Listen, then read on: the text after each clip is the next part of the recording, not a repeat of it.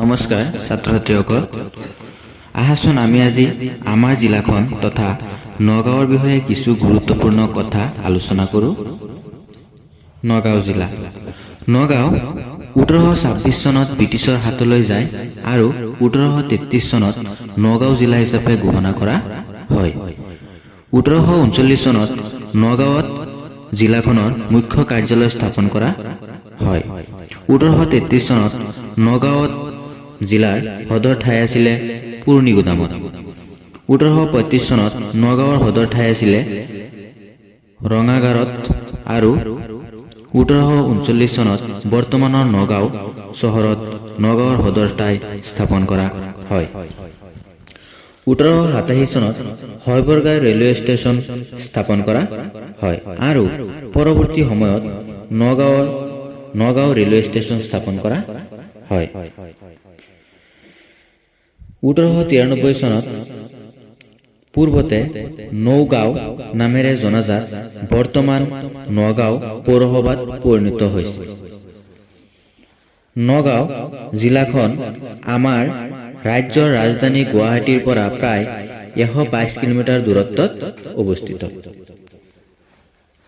তদুপৰি নগাঁও চহৰৰ পৰা মাত্ৰ 28 কিলোমিটাৰ দূৰত্বত অধিকাংশ প্ৰধান ৰেল পাৰ হোৱা চাপাৰমুখ ৰেল সংযোগস্থল।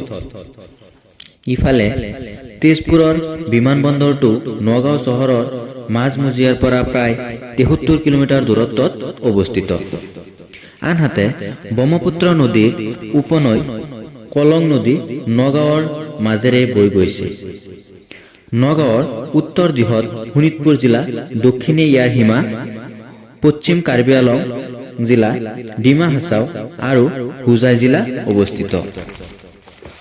পূবে ইয়াৰ সীমা পূব কাৰ্বি আংলং জিলা, গোলাঘাট জিলা, আনহাতে পশ্চিমে ইয়াৰ চুবুৰীয়া মৰিগাঁও জিলা অৱস্থিত। ব্ৰহ্মপুত্ৰ নদীৰ দক্ষিণ পাৰত অৱস্থিত লাওখোৱা বন্যপ্ৰাণী অভয়াৰণ্য লাওখোৱা বুঢ়াচাপৰি পৰিৱেশ তন্ত্ৰৰ এক অংশ। নগাঁৱৰ চাপানলাত অৱস্থিত চম্পাৱতী কুণ্ড এটা ইতিহাস প্ৰসিদ্ধ জলপ্ৰপাত।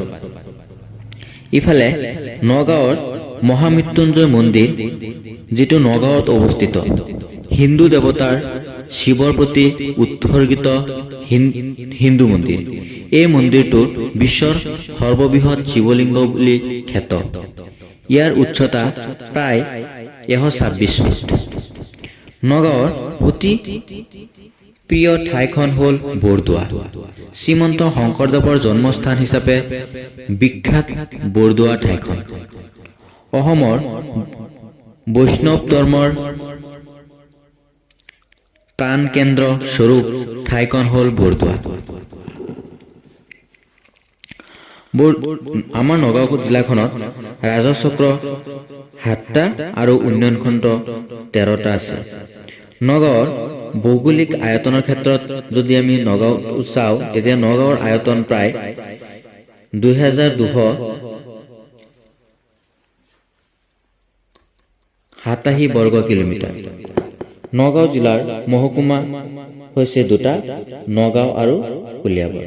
ঠিক আছে ছাত্ৰ ছাত্ৰীসকল, আশা কৰোঁ এই ভিডিঅ'টোৰ পৰা তোমালোকে কিছু গুৰুত্বপূৰ্ণ কথা শিকিবা। Thank U.